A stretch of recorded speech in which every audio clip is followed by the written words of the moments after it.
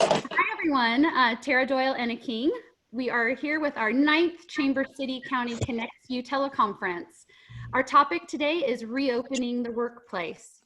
As the governor's office releases reopening requirements for businesses in phases 1 and 2, we've assembled a group of local business leaders from a variety of industries and at different steps in the process.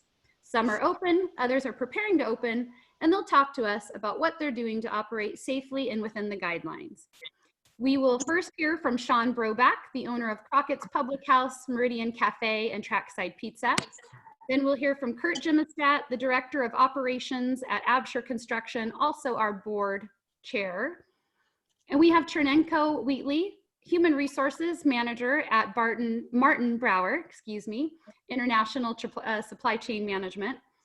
Kyle Hardtke, also on the board, is President of Amazing Landscape Services.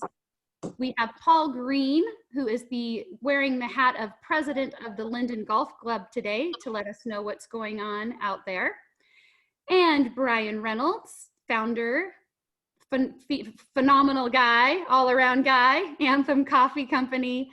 He wears a lot of hats, but today he's going to tell us about all that they're doing at Anthem.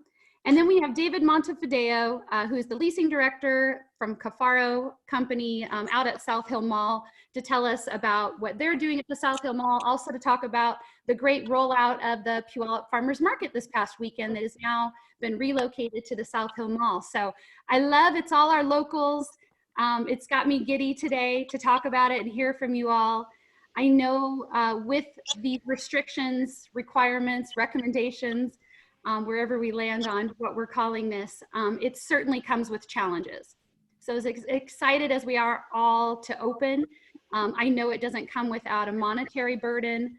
You know, trying to keep up with what you're exactly supposed to be doing, I'm sure will end up being a big part of the topic today as well. We'll hear from all of the panelists. We'll open it up to questions. And then it's great. I see we've got, you know, Lauren Adler from Congressman Denny Heck's office. I see House Representative Kelly Chambers on the line. I'm sure there's others, but it's great for them to hear directly from you, the business owners, the business community, just about what you're going through. So I hope today's just a very candid conversation. We're thrilled with the panelists that are here. You will have an opportunity to log in your questions through the chat function, or you can email admin@puyallupsumnerchamber.com. And Lindsay will monitor that, and then Lori and I will help facilitate those questions at the end. But for now, let's just kick it off with our panelists. Tell us, you know, each, when we get to you, you know, introduce yourself, tell us a little bit about the history of your company, what your business is, and then now here in the midst of COVID-19, just what types of considerations you've had to make. So let's start with Shaun Brobak. Welcome, also a board member. Welcome. Okay, I'm unmuted. Hi, everybody, good afternoon. I wanted to start by first off acknowledging that every day I get up and I think I'm gonna do something new today, and by noon, I'm typically confused.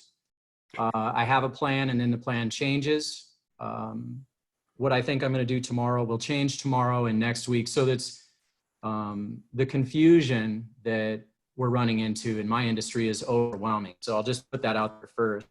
I have as many questions for everyone else as I do answers, because I don't have very many. So I operate 5 restaurants, Trackside Pizza, 2 locations, 1 in Puyallup and 1 in Sumner. I have 2 Crockett's Public House locations, 1 in Puyallup and 1 in Maple Valley, that's in King County. And the Meridian Cafe, which is also in Puyallup. So on the first day of the governor's announcement, we laid off almost 200 people, and I hired back 2 immediately. Because I also want to say, my company will make it. We are not going to go under. We're going to navigate this and figure it out as we go. So they allowed us to do takeout and delivery. Unfortunately, for the first couple of weeks, the consumers didn't have any confidence, and they weren't actually doing that. They weren't actually buying food. So after a couple of weeks, we opened 1 restaurant 5 days a week and started doing takeout and delivery, and that did okay. each subsequent week for the last 8 weeks, we've expanded operating hours just a little bit, expanded the number of days that we're operating just a little bit, and added an additional restaurant each week or 2 weeks as we go along. Because what we're starting to see is that people are becoming more comfortable ordering food through third-party deliveries like DoorDash. We're doing some of our own delivery and lots of takeout. So that business is more than we've ever had before. And I think consumers are becoming confident in that. So that's kind of what our business opening has started to look like. We are considered an essential business as far as takeout and delivery goes because we feed people. But further than that, for having customers come in, we're a phase 2 business. And some of the guidelines have just been issued on that. And I think they're starting to work those things out here in the next few days. So I don't know technically when phase 2 starts. I'm suspecting somewhere around the 1st of June, but I honestly don't know. So immediately when the PPP money, when those things were passed, I applied. I applied several times. I also applied for economic injury disaster loan. And I filed insurance claims for loss of revenue. And each one of those has its own set of problems. I was given PPP money. And there's a whole host of questions and unanswered things that go along with that. So I'm afraid to spend it. I'm hesitant about spending that money because the final rules haven't really been issued. And what we're also finding is that as we're asking people to come back to work, we're hearing anything's ranging from, I'm afraid and therefore I don't want to work, which is completely understandable, all the way to people saying, I actually make too much money from unemployment security and the stimulus money that's coming into my account, and I don't want to give that up, so I'm unwilling to work. And then a whole host of things in between. So the bank, when I applied for PPP, I said, what are the rules? And the bank said, well, we don't know. Don't worry about that. Let's get the money first, and then we'll figure out what to do. And we still don't know. So we've been starting to expand our opening, and we're getting a little further along each week. The sales in our businesses are nowhere near what they need to be to sustain the space, the square footage that we lease in our facilities, particularly in my newest facility, which is 5,000 square feet. The business model, the math does not work. So if we're restricted at 50% capacity or 75% capacity, the math doesn't work anymore. And I'm going to have to go back to my landlords and have some real frank discussions about our leases. And I don't know how that's going to look. I'm a little nervous about doing that. So let's see. So I talked about employees. I talked a little bit about PPP, and maybe later on, if people have questions, we can kind of bat that around. So the state, the health department recently issued some rules that we're going to have to comply with as we move forward. And there's a lot of concerns that I have about many of those things because they tend to be very vague. The health department will say things like, we want you to have hand sanitizer stations at your entrances. And then they say, if available. So that's very confusing because we don't know if they're available. It's also, there's a tremendous cost. And how do you manage that? They're also saying things like, we want you to do health screening on your employees. I think, I'm not an attorney, but I think there's some issues around that. And me making some uneducated, I'm not a doctor or a trained person, some uneducated assessment about someone's health. And then am I keeping records about that, which may violate some issues there. So I'm really concerned about those types of things. They're wanting us to keep records. So if you come in, when they do allow us to reopen in phase 2, if you come in, I'm supposed to ask you your name, your email address, and your phone number for the social tracing that is wanting to go on. And I'm hearing a lot of reactions from people ranging from, hey, that's no problem for me, to there's no way I'm going to give you that information. And then jokingly, I'm just going to give you fake information anyway, so it doesn't matter. We're required to keep those records for 30 days. I think that's a bit of an issue. We're not allowed to, I'm supposed to give you a single service menu. Or in our case, we're actually going to ask people to look on their phones. Just look up our menu online and we'll stand 6 feet away from you and take your order if we're fortunate enough that you actually come in to dine. I think there's still a lot of confusion about how that's going to work. There's also a lot of expense involved. If I, for example, have to supply masks and hand sanitizer for customers and employees on a daily basis, that's going to cost actually tens of thousands of dollars, and it's not built into our pricing model. So I'm not sure exactly how we're going to deal with that. And that's kind of what things are looking like. I'm hoping that we can open for phase 2 soon. I don't know what consumer confidence is going to be like. I'm hopeful that people will come out and support local restaurants, but I'm also fearful that this could go on for months or longer, where people are actually nervous about going out to dine in restaurants. And so it's really hard to plan for that because I don't know, and any step that I do take or want to do actually has sometimes a significant expense associated with it. So that's kind of where we're at today. And we're taking it day by day, and each day that goes by, we're trying to expand a little bit and not overextend ourselves and just kind of keep chipping away at it. The good news is in my industry, people are not going to stop eating. You all are still going to eat, and that's a necessity. So we're going to have to figure out how to feed people. One last thing that I'll say, Tara, is a significant problem that we've started running into is food supply issues. So I'll place an order for food now, and half of it may come. And sometimes they'll deliver me things that I didn't ask for as a substitute. And they used to ask me if that was okay, and now they don't, they just ship it. There's some essential problems so we're having to update our menus frequently based upon what we can buy. We can't just order what we want. The price of food is increasing significantly, particularly with proteins. You may have seen today that millions of pigs are going to be slaughtered and not used for food. Things like that happening, that's going to drive up the price of chicken, for example, if it's available. So there's a lot of food supply issues going on there, and I don't think we've really seen the effects of that yet, but it's definitely coming our way, and we're going to be learning a lot more about those food supply problems. So that's kind of what's happening with us today.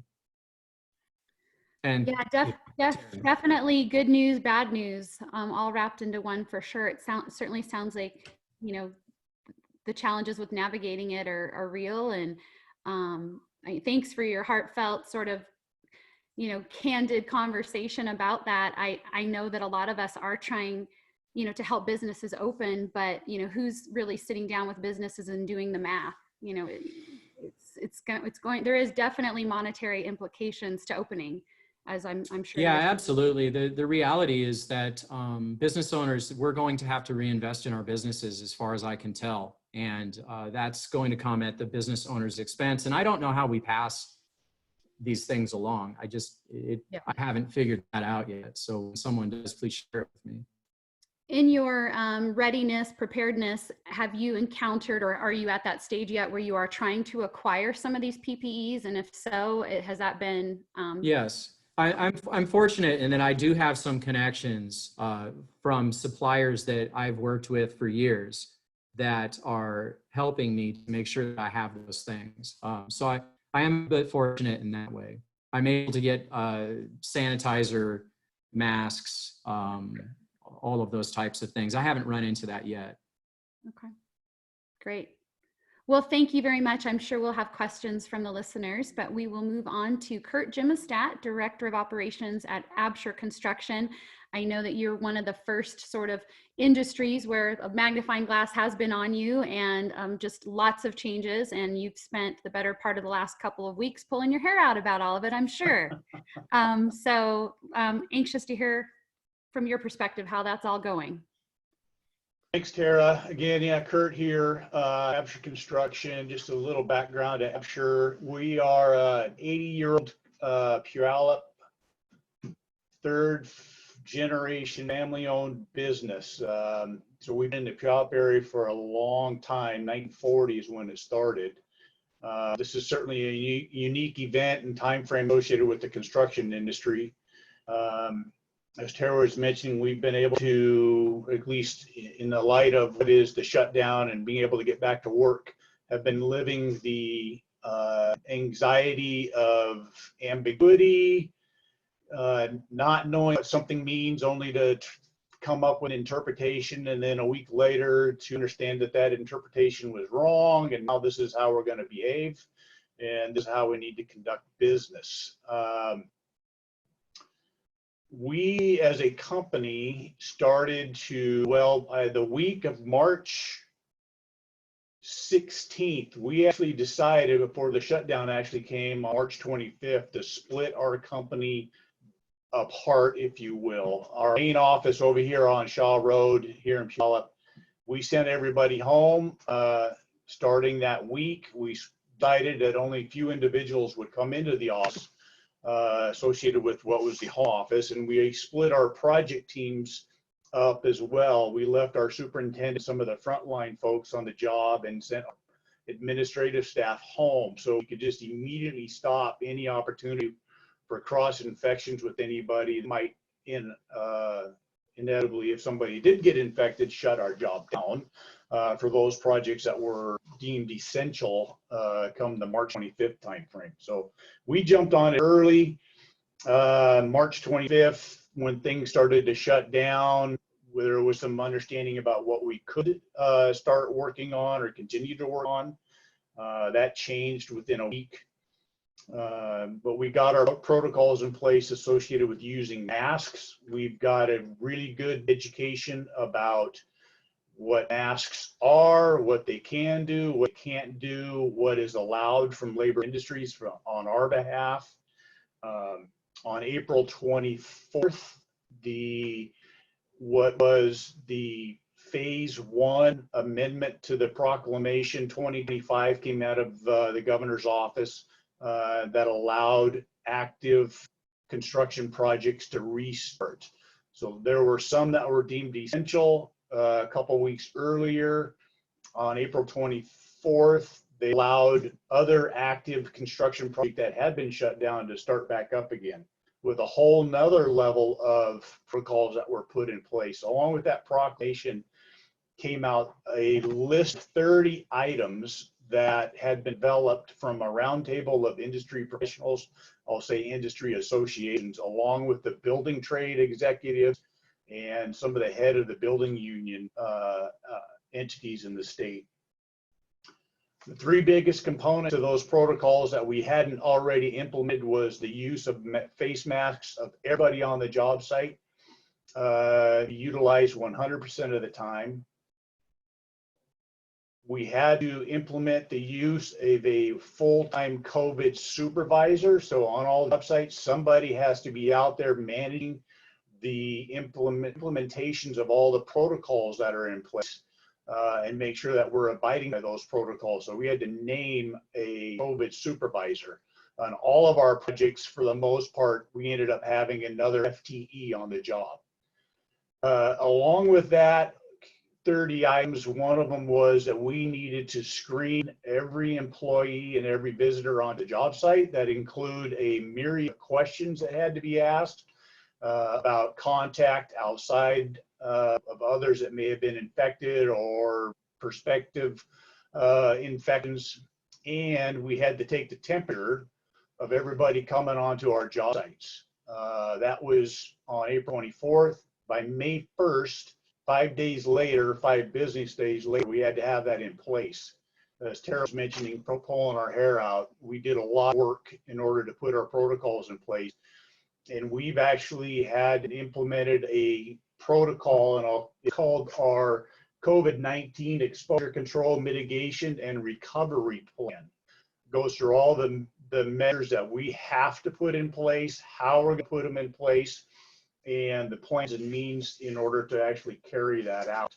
And they primarily, as we look at how this is going to move into the future with other businesses opening up, it really boils down to just a few items. It's sanitation, social distancing, what PPE are you going to have in place, and how you're going to manage with detection and containment associated with any infections that you may end up with. As Shaun was talking about with regards to screening protocols of employees and maybe patrons coming into the work site or the establishment, one of the things that this 30 protocol that we got told us to do, and I'll open it up here just a sec, was that we need to get the names,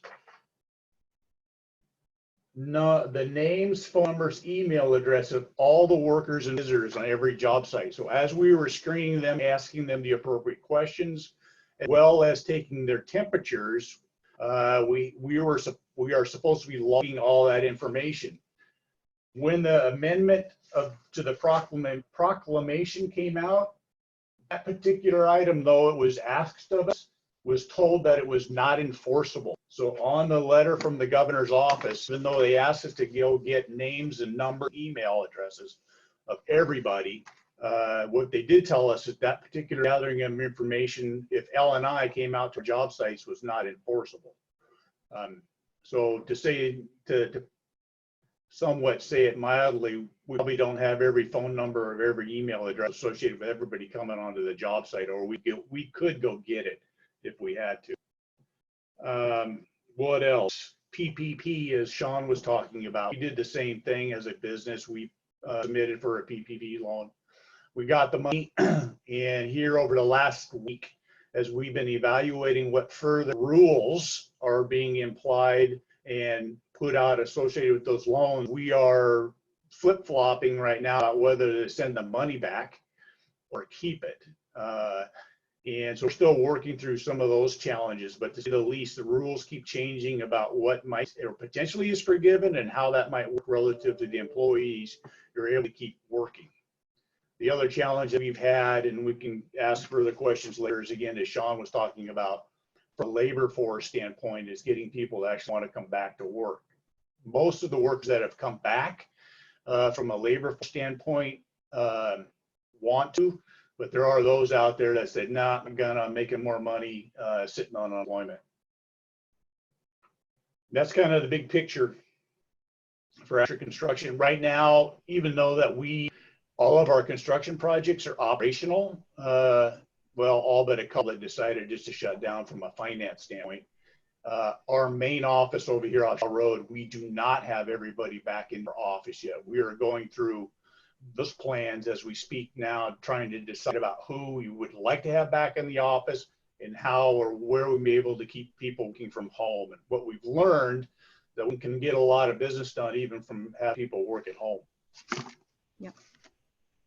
Great overview. I do have questions, but I'll reserve them till a little later. Thank you again, Curt. Nice to hear all of what's going on with Absher. So let's now go to Chernenko Wheatley of Martin Brower. Chernenko. Sorry. CT Wheatley. You're on. There we go. So what I would like to first start off by saying is, I think an opportunity like this where we can get a lot of different businesses talking is a very good thing, just to be able to learn, take lessons learned. Fortunately for my company, we are a global company, so I do have the benefit of getting lessons learned from other states, other areas that have encountered other issues.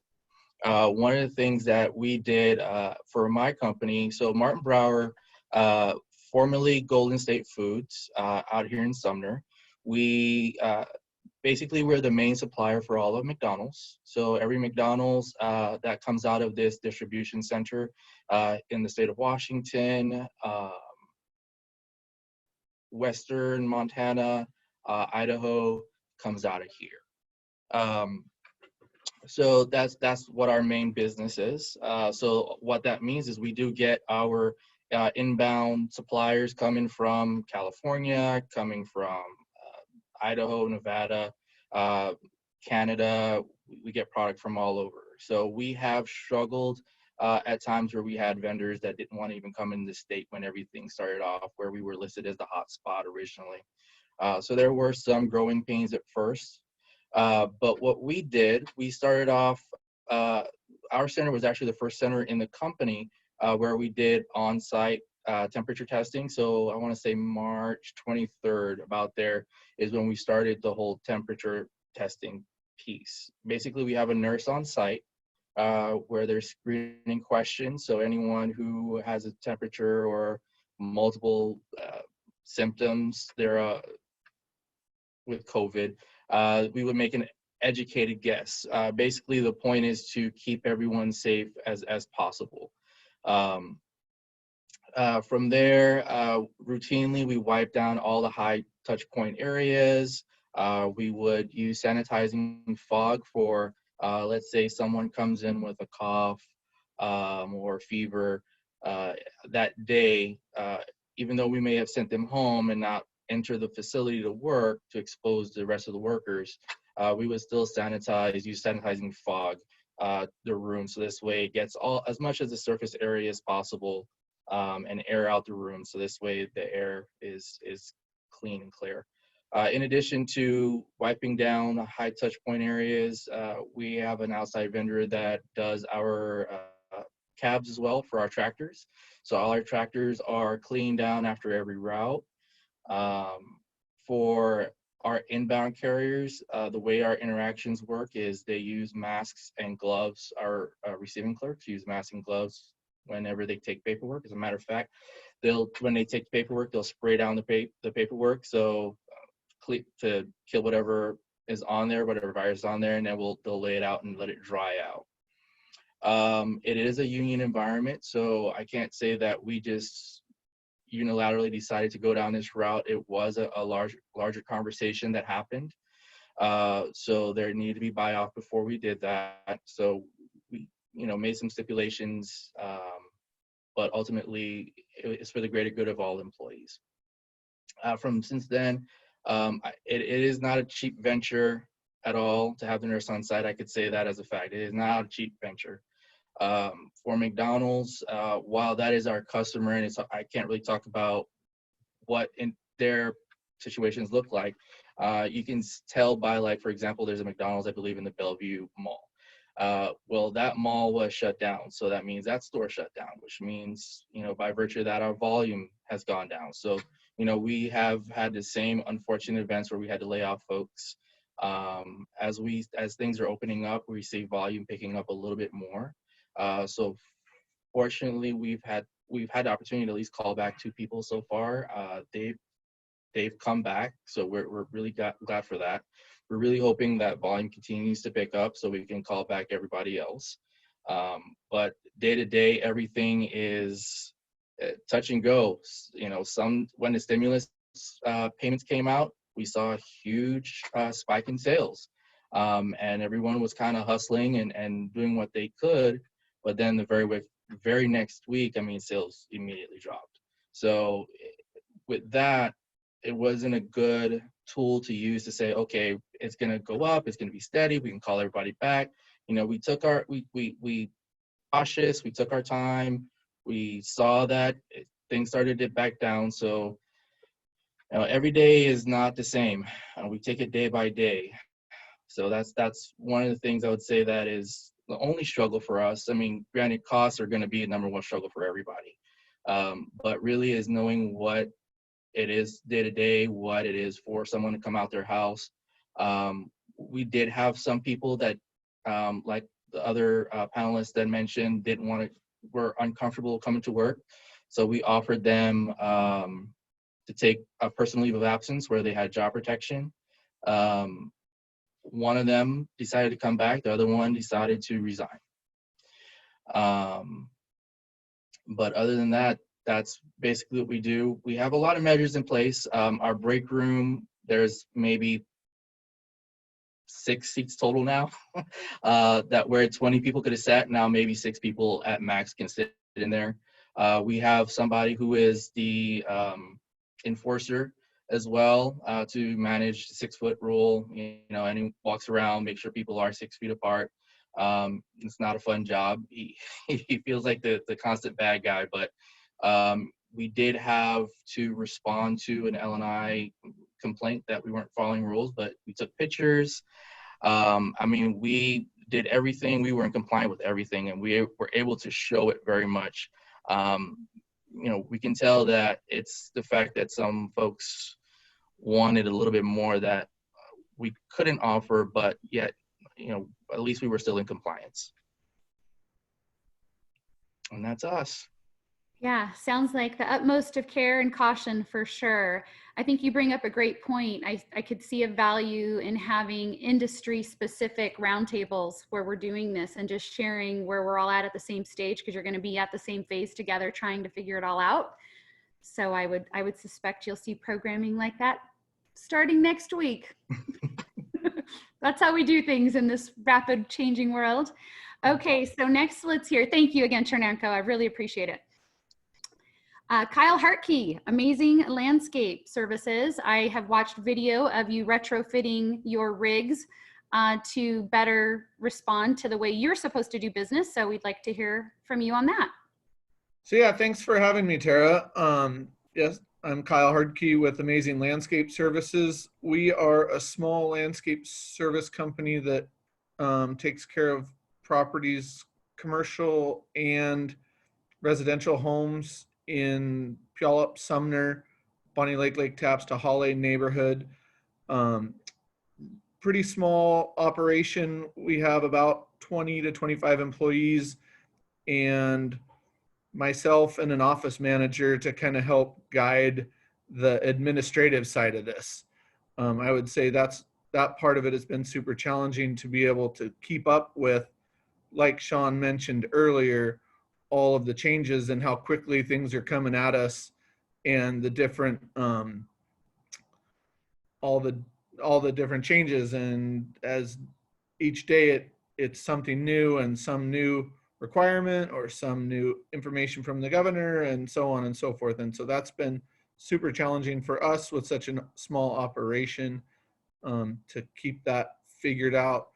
We did, right from the beginning of this thing, made some serious operational changes. We made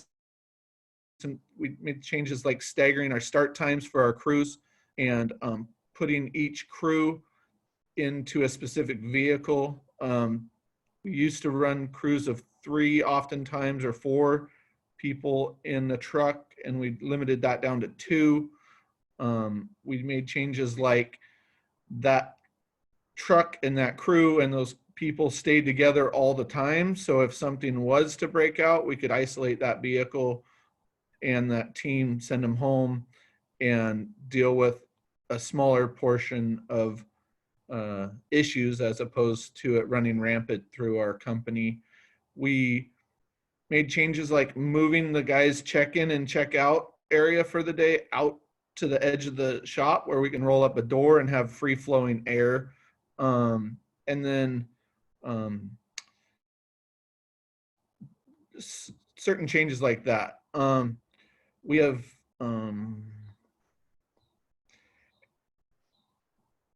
our business naturally allows for social distancing because we're outside typically mowing lawns and pruning bushes and stuff. We've done as much work as we can.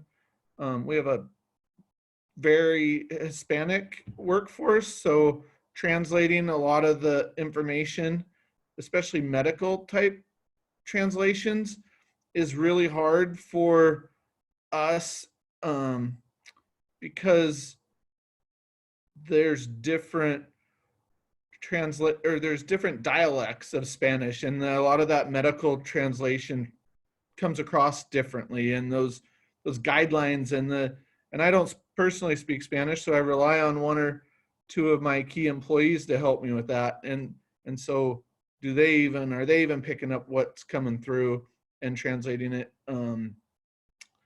effectively? I believe so. I think that we're doing a really good job. Like I said, it's super challenging, and I think a lot of the things that I wanted to say have already been said by others. Shaun brought up the expense of the PPE and how that and these extra guidelines.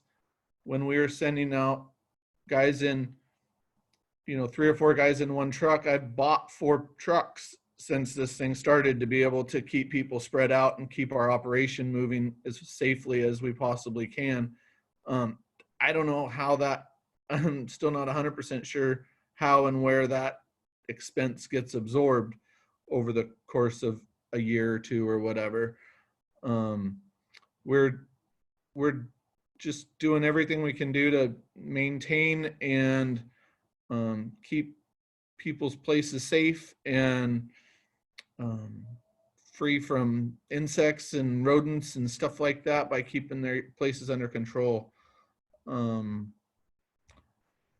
I think that pretty much covers it. We're doing, a lot of what everybody else is talked about.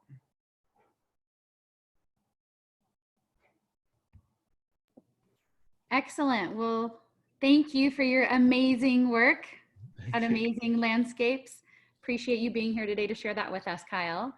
Thanks So for next, you're very welcome. So next, let's go to Paul Green. He owns Azure Green Consultants, but today he has his hat on as the president of the Linden Golf Club. And as we know, golf is now open, but I'm sure has restrictions to follow. So curious to hear what's going on there. Paul. Well, we started out with this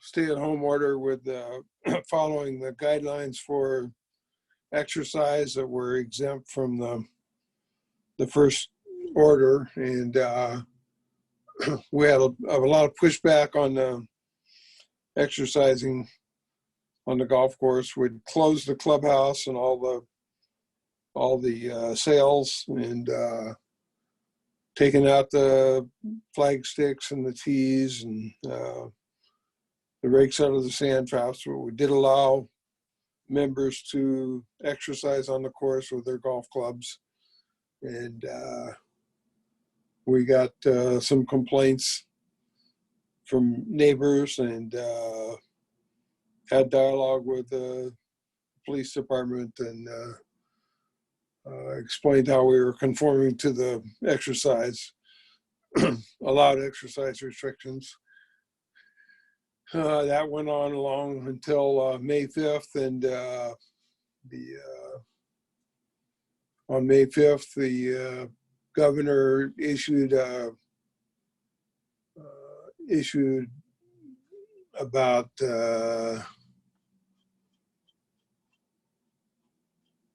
24 conditions that golf courses could open under and actually play golf, not exercise. And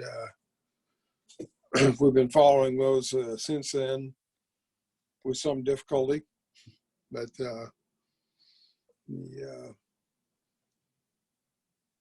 that's where we're at this point. We were able to keep the maintenance staff on and do maintenance of the course from the start. That was allowed under the governor's order. So we don't, with the current restrictions, we basically can't have any tournaments, can't have more than 2 teams playing, can't have more than 1 person in a golf cart, and a bunch of other rules. You have to answer any questions. Did you say no more than 1 person in a golf cart? Yeah. Oh, I didn't realize that. You can have family members living in the same household. You can have 2 people in a golf cart, or you can have a second one in there if it's a minor. Okay. Okay, well, I'm sure it feels good for some with this nice weather. It's coming up again to get out there, but I guess at least you're open. That's good. Thank you for giving a report on that. We'll certainly keep our fingers crossed that our chamber tournament will happen later in August. We'll have to see how that plays out. All right, thank you, Paul. We'll have come back to you with questions at the end here. Next we have, which looks like a rock star, Bryan Reynolds with your MTV background going. Great to have you here, Bryan. Anxious to hear what's going on at Anthem. Welcome. Tara, thank you so much. And thanks for this opportunity to connect with everybody. I'll try to be brief. A little bit about Anthem. December 8th of 2006, we opened in downtown Puyallup right next to Pioneer Park in the post office, and opened as a little coffee shop franchise, and spent 5 years as that brand, and then rebranded in 2011. Became Anthem Coffee, opened a second location, had 2 stores for a total of 10 years. And then just in the last 2.5, 3 years, we added another 6 stores, got them all up and running last summer. 8 full stores running, 67 employees, and we had great plans for 2020. Everything was mapped out. We even started in November of last year, planning everything. And, then here we are. We closed all 8 stores temporarily March 15th or 16th, I think it was Monday, when the governor mandated the stay-at-home measures. And, we could have stayed open, but we definitely wanted to just do, what we felt that was right for our team members, the community, and just be as socially responsible as we could with what was taking place. We decided to reopen 3 stores on April 15th. And so there's kind of a large gap. I mean, that was about a month of no operation, of $0 coming through. We had immediately applied for the PPP the moment we heard about it, along with the EIDL, and to no avail. Heard nothing. Papers got lost in the shuffle, whatever it was. I don't want to throw any banks under the bus, and so I'm not going to mention what bank we were with or anything. But a couple of weeks ago, well, forgive me, let me take a step back. We continue to be diligent and track things down and try to keep things moving. But again, like I said, a month, no revenue, no stores open, all of our people on standby, unfortunately. And we just decided, this may or may not ever hit. We may or may not ever receive funding. So let's shift our focus not on all the restrictions and all the things that are working against us, but what can we do? And that's when we experienced a little bit of a shift and a little bit of a breakthrough in our because I'm a pretty happy guy. I mean, I'm a really optimistic, hopeful, just glass is always half full. But it was really tough in those days. I mean, to have to shut business down. And so when the mentality shifted and when we began to talk with our team, what helped a ton too was a friend had reached out and said, what would be really delicious right now is some Anthem coffee at my house. I'd love it if you could deliver. And at that moment he reached out. He didn't know, but I had been working with our team to try to figure out how to do this. And I had the worst plan ever. There was no way to fulfill orders for beans. It was like anytime, I could set up a janky online thing and have people order coffee, but then I would be calling my dad and go, hey Dad, we just got another order and could you go ship it real quick? And so the system wasn't going to work very well, but little did he know. And this is my friend, Chris Miller of Bee Kings. He's very familiar with online stores. And he reached out and said, man, let me build your store for you. Let me get this thing up and running. Let me help you out here. And within 48 hours, he had built this online store. We had this little, the video that's playing behind me. This is our little anthematyourdoor.com service that we were able to launch just before our stores reopened. And literally, you go to anthematyourdoor.com, you can order your coffee, it'll get shipped right to your door. And that was one way we pivoted and implemented that. We'd always wanted some kind of online store like that. And now we had the time to do it. shortly after that, we decided also, hey, you know what, let's pick 3 locations and just, and bring it back open. And we had seen Starbucks and several other quick serve restaurants and cafes, coffee shops specifically, that didn't have drive-throughs reopen, or they had actually stayed open and they had implemented safety protocols and stuff. So we felt like, okay, we've seen the example now, you know, and our team was chomping at the bit. Several of them were like, man, we'd love to come back to work. And so we opened 3 stores on April 15th, and, you know, had some great success with the drive-through location at Sunrise Village, some great success at Point Ruston, our location there, because apparently COVID doesn't exist in Point Ruston. Everybody and their mother's going out there, hanging out and walking around. You know, of course, we have all of our safety indicators, the stickers, the 6-foot physical distancing reminders for folks, all of our team. We've provided masks for, gloves for, all that.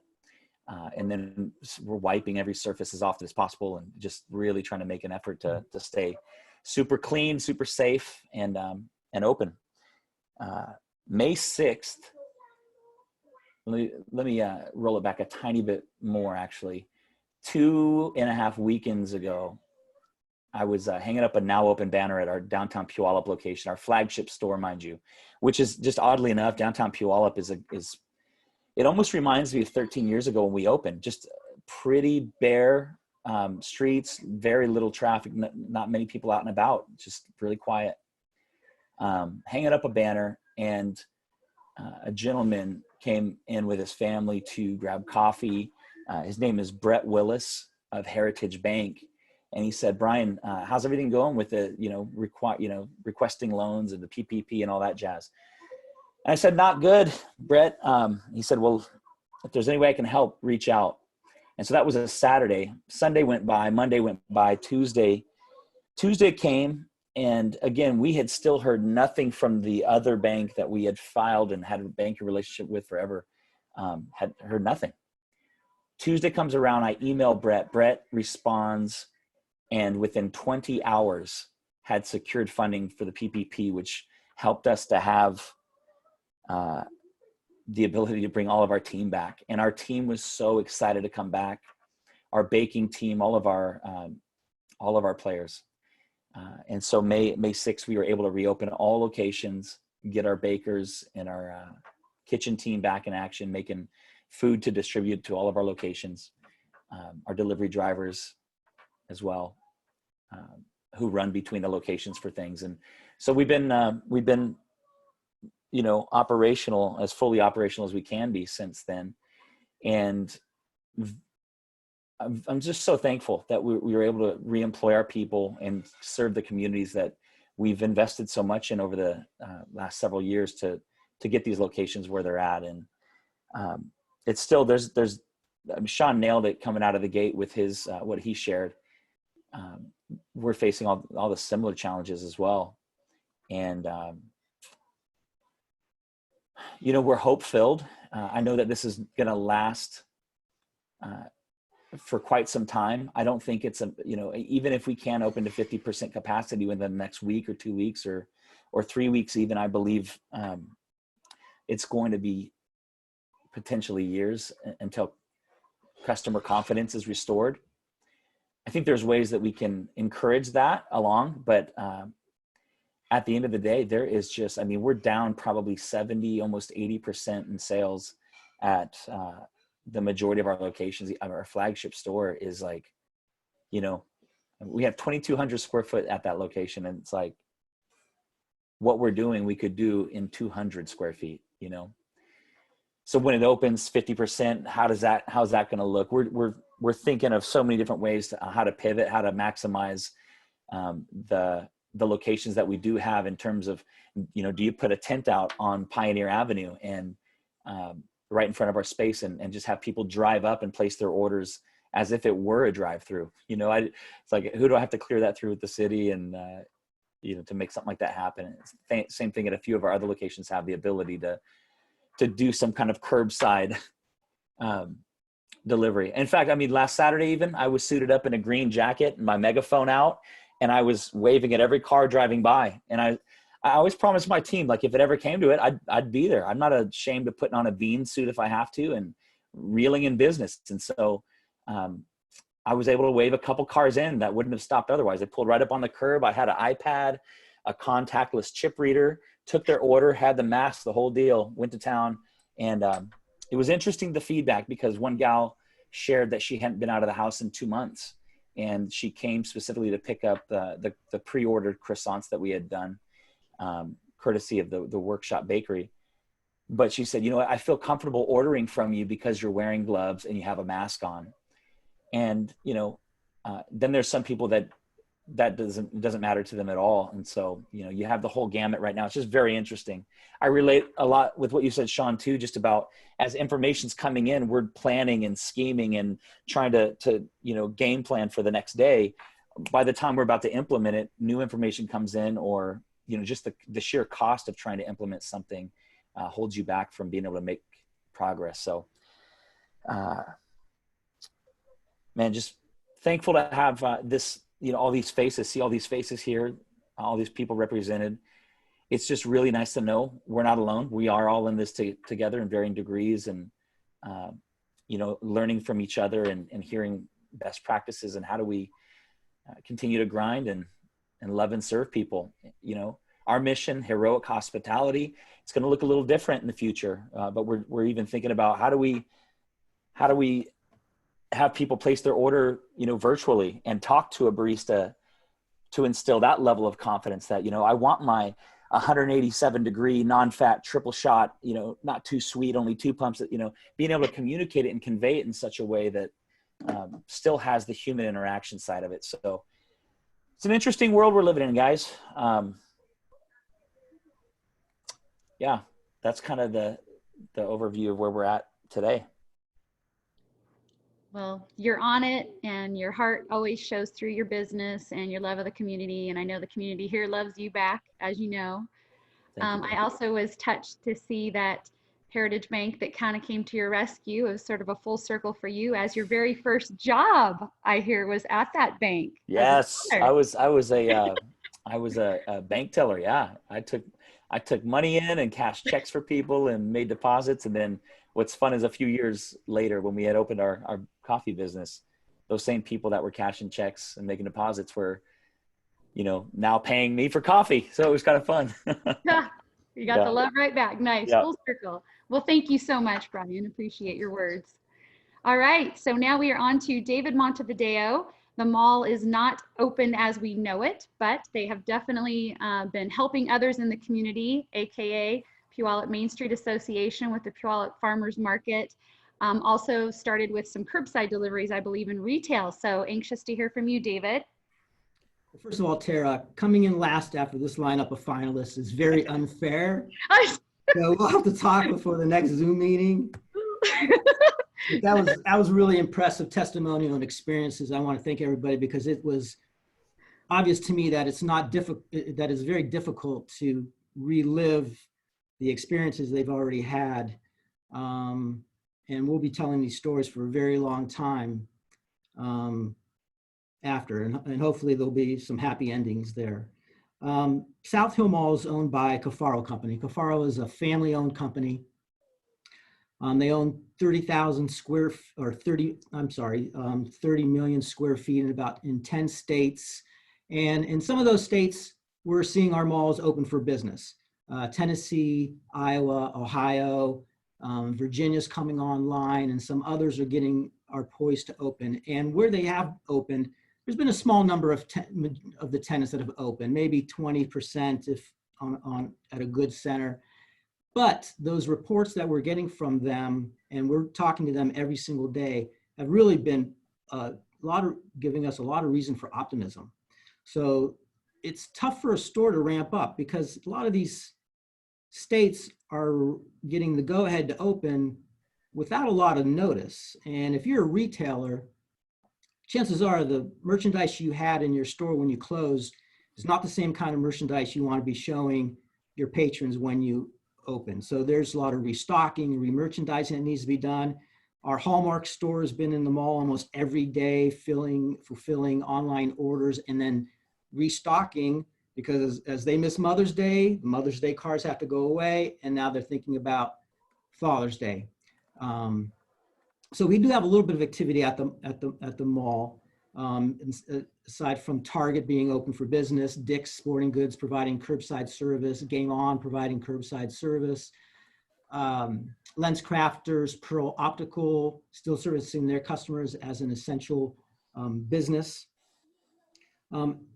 As a landlord of well over 1,000 tenants throughout the country, within days of our centers being shut down, it was nothing but a communication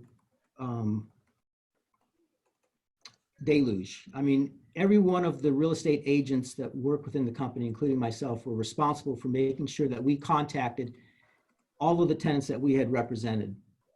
First communication was just kind of a formality of, you know, we acknowledged the situation, we stated our position, our position legally, as we'd had to do to be responsible, but also curtailed that with the understanding that we understand the uniqueness of the situation and we're absolutely open to assisting you. So from there, the communication afterwards was all one-on-one. So that's the majority of my day, is just talking to my tenants. I would have to say probably about 20%, maybe a little bit more, had paid April rent, less in May. And you know, some of those tenants are the ones that have kept their accounts clean and are good operators and responsible. And I have to say that the ones that have impressed me the most are the ones who are our local entrepreneurs.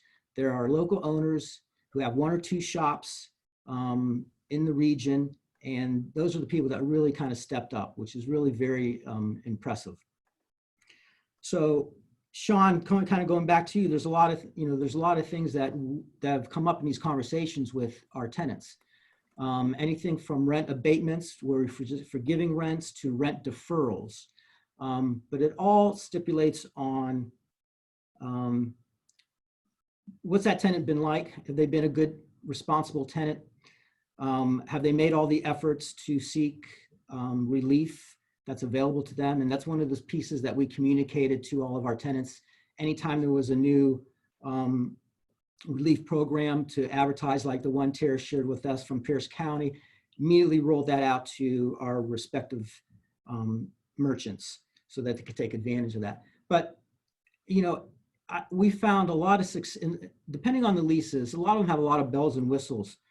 For instance, some tenants, national tenants, may have a clause that states that they have the opportunity to vacate them all if sales don't exceed a certain threshold.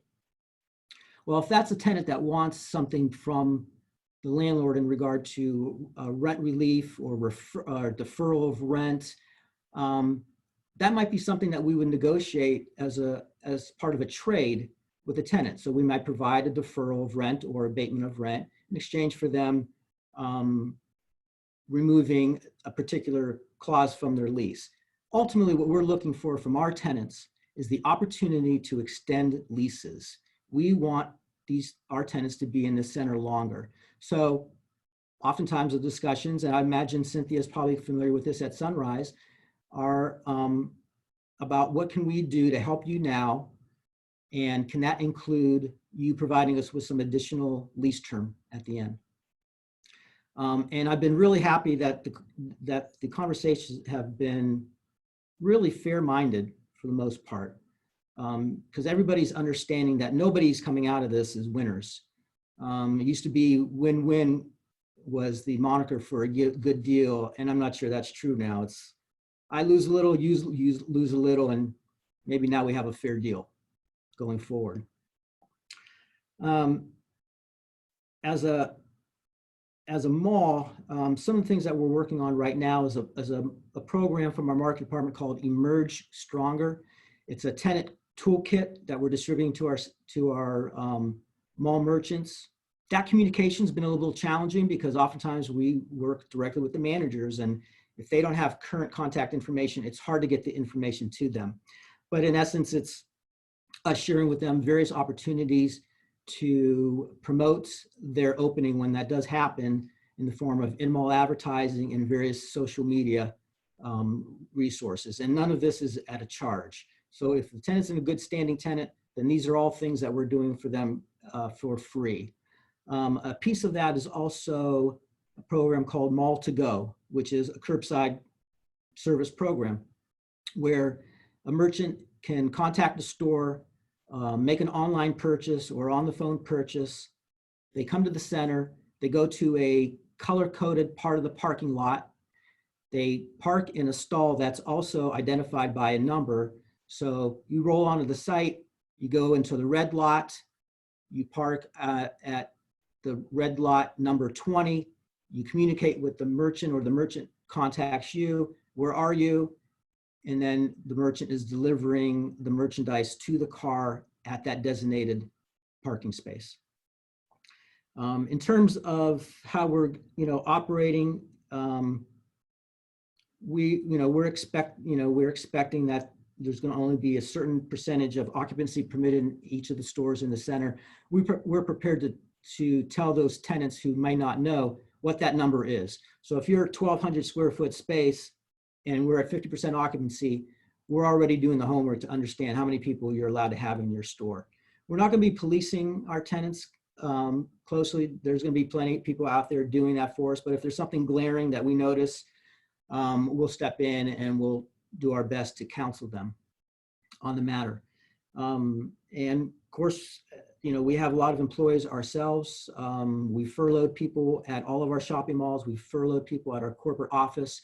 Our corporate office is back to full staff, and slowly the shopping centers, as they get closer to openings, are bringing back their employees. But we're running on a skeleton crew at the moment.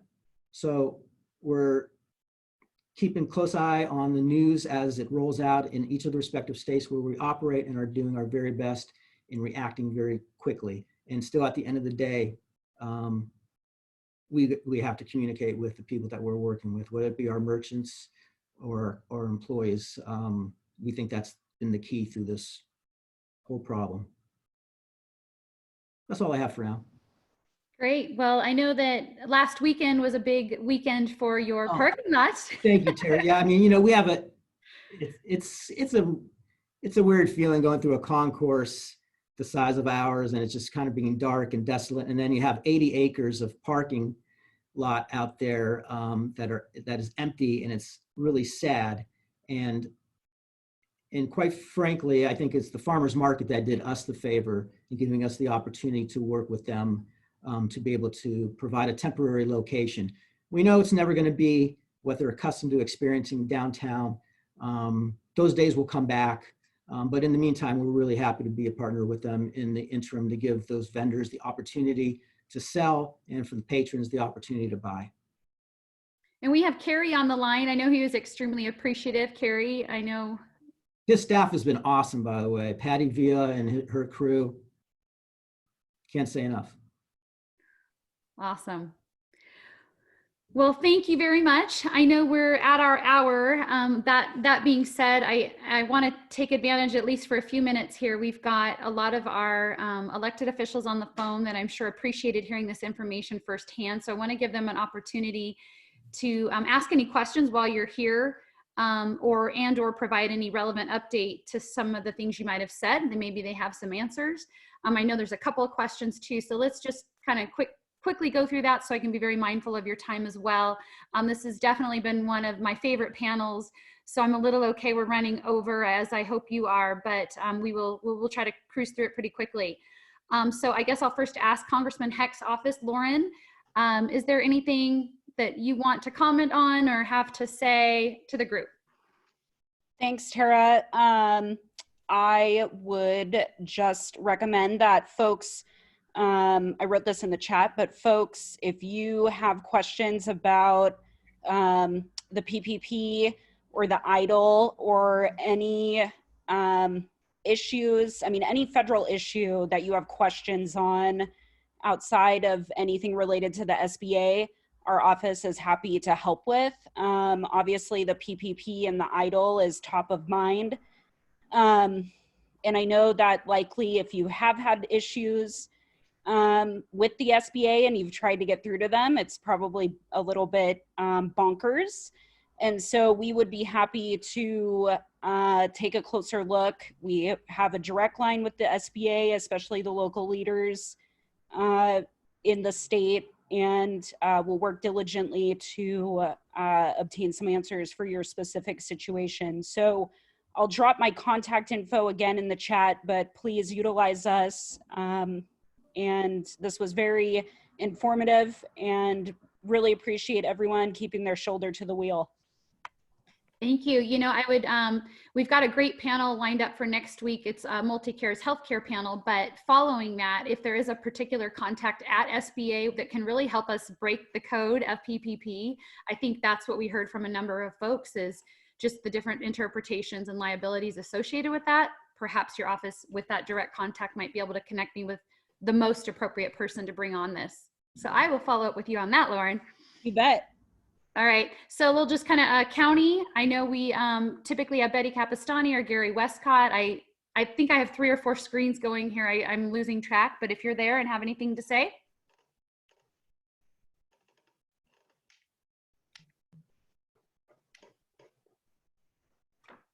Not so sure. And then I see our House Representative Kelly Chambers. Do you have anything to add? Hi, Tara, can you hear me? I sure can. Okay, good deal. Good to see everyone again. I don't know what's going on in the governor's press conference as we speak, but I know it's some clarification on the phase 2 thing. So looking to see what those are right after this.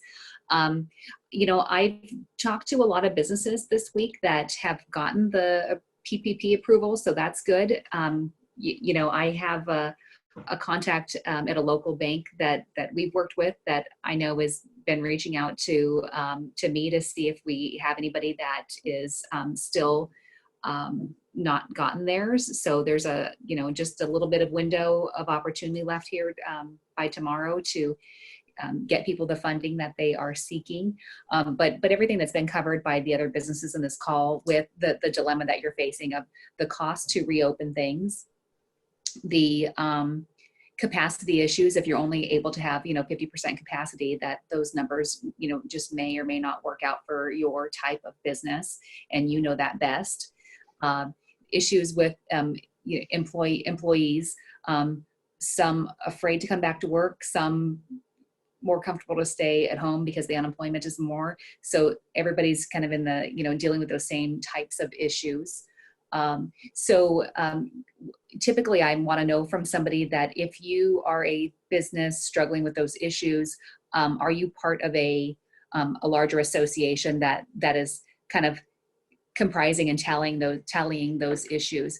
For example, if you are, well, construction has gone through this, so Curt would know this, but you know, really in the construction industry, you are able to speak best about what safety precautions you can take on your job site more than, you know, somebody that doesn't understand your type of business coming down and putting together a long, protracted list of things that you're supposed to do that just don't make sense for your type of business. So I'm encouraging businesses to band together with their other like businesses, with their associations, to come up with those things that you know you can do that would make a difference to be able to reopen safely and to serve your customers and to take care of your employees. So as always, anyone can reach out to my office. My email address is kelly.chambers@ledge.wa.gov, and either myself or my assistant Diana can get back to you, and look forward to continuing to work with all of you through all of this. Great, thank you so much. I understand we have Senator Zeiger on the line, potentially with a new addition in tow. I again have 4 screens. I can't find you, but are you there? I'm here. I had had an introduction to make. well, I did a moment ago. I had baby Aubrey in my arms. She's not anymore. My wife Okay. took her away. But I would echo what Kelly said about the importance of banding together in an association, whether you belong to a formal organization, and sticking close to them as they advocate on your behalf. But I've seen some instances where some businesses may not belong to a formal organization, but are signing on to letters and things of that nature. I think that's helpful. The reality is that the governor has most of the power in the situation at the state level right now, and legislators don't have power that we would have in ordinary times. The governor is acting under the emergency statute in our RCW, and the legislature does have some say in an aspect of that, and that has to do with when the governor suspends laws and regulations. The legislature, once a 30-day mark hits and the governor seeks to extend that waiver of a statute or regulation, the legislature can then weigh in and say, we want to go ahead and extend that or not extend that. We've been on a bipartisan basis agreeing to most of the waivers, which tend to be helping folks, I think, get through this time, is how I would characterize most of those waivers. What we do not have a say in is the prohibition part of the emergency powers that the governor exercises, such as the stay home, stay healthy order. And the other role that legislators have during a time like this is one of advocacy, where we can get our opinions or opinions of our constituents to the governor's office, and with the hope that that will have some impact in the decisions that are being made. And I invite anybody to contact our office, if you've got opinions that you want to share based on your experience, but B, if you're having difficulty interacting with the state agency. And I will, I see that Kelly's email address is up on the group chat, and I will add mine shortly, as well as a way to contact us by phone. But I think going forward, where the legislature needs to be planning ahead is, we need to be thinking about the budget impacts of all of this. And I think a special session is becoming more likely as the days go by, and having to figure out the budget impacts, and also to figure out how are we going to spend the federal money, how are we going to spend the federal dollars that are coming into our state. The second thing we have to be thinking about is how do we prepare our state and reprioritize state spending and state policy, so that next time, if there is a second wave of COVID-19 in the fall or something like that, or if there's a future outbreak years from now, how are we going to be better prepared for that, so that we don't have to shut down our economy in the way that we have. And then the third thing that I would argue that we need to be doing is asserting more legislative say in things like this. I think it's valuable to have a voice for the public when the kinds of decisions that are being made are being handed down. And so I would say that when any kind of emergency action is extended beyond 30 days, the legislature ought to have a say in that. And I plan to offer legislation to that effect. But anyway, I'll put my contact information there. And I see that it's just been put up on the screen by my legislative assistant, Aaron Hallenberg, who's been doing awesome work responding to a lot of inquiries we've been getting. Thanks, Tara. Yeah, I like your line of thinking. That's great. So I know we have Ryan Windish of City of Sumner and Meredith Neal from City of Puyallup on the line, if you'd like to add any commentary. This is Ryan Windish, City of Sumner Community Development Department Director. Great presentation. We've been having meetings with our downtown businesses talking about reopening and what that entails. And I really appreciate the details and kind of that came out of this meeting. And the reality of trying to make a go of restaurants or retail. Just great information, and really appreciate it. Excellent. Meredith, are you still on the line?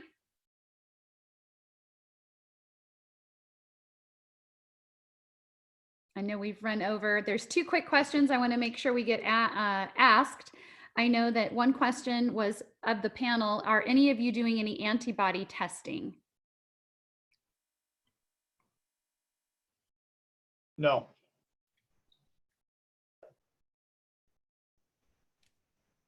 Okay. And then we also have a question from Councilwoman Cynthia Jacobson, who is also, if you'd like to provide an update, if you're still on the line. I know I had called on Meredith, but if you have anything, certainly feel free to chip in. But she was asking Chernenko if they've had any supply chain problems. So we did at one point where we had to shuffle around to a different vendor Like I said during the presentation, we did have one carrier that refused to even come in the state of Washington. We had a couple vendors that we had delayed shipments due to individual drivers that didn't want to come into the state as well. But they did do their due diligence and just had to reroute a few things to get a different driver that was willing to come into the state.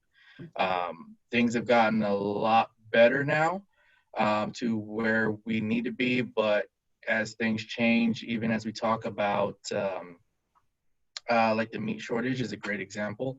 Everyone's on controlled allocation.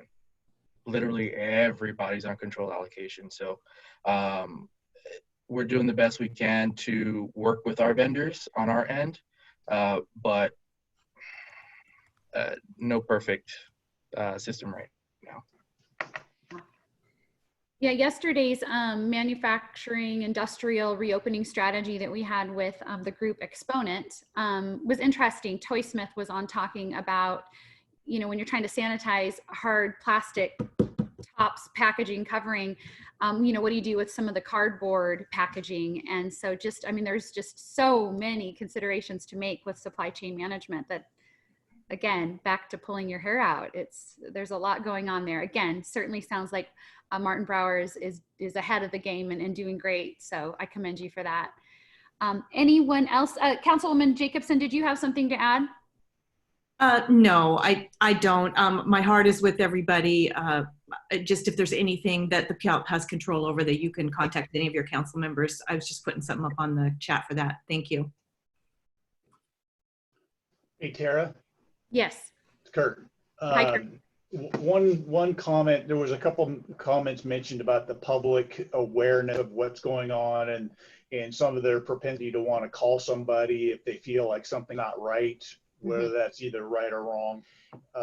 When you're putting your plans together to open back up your business with the protocols that are in place, I would highly encourage you to make sure you have a plan, a documentation of what you're doing from a sanitation standpoint or PPE, but that whoever, if it's the health department or labor and industries that are going to come into your business, follow up on what might be a potential complaint from somebody, that you've got your documentation, your plans in place, and everything you're doing to say, hey, this is what we're doing with regards to our plan.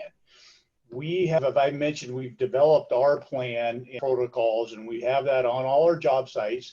And we have had labor of industry show up on our job sites because somebody's wanted to complain, but they don't believe that we should be working. And we've been, because we have these plans, logistics plans, and the means to why we're doing what we're doing and document when we're doing it, including cleaning our Santa cans and how often we're wiping down points of contact that people may have, been able to walk away from our facilities with no violations. Put your plans together, but keep it documented to what you're doing and how you're keeping it updated. Really, really important. Great. I think that's great advice. Absolutely. Exercise the utmost caution.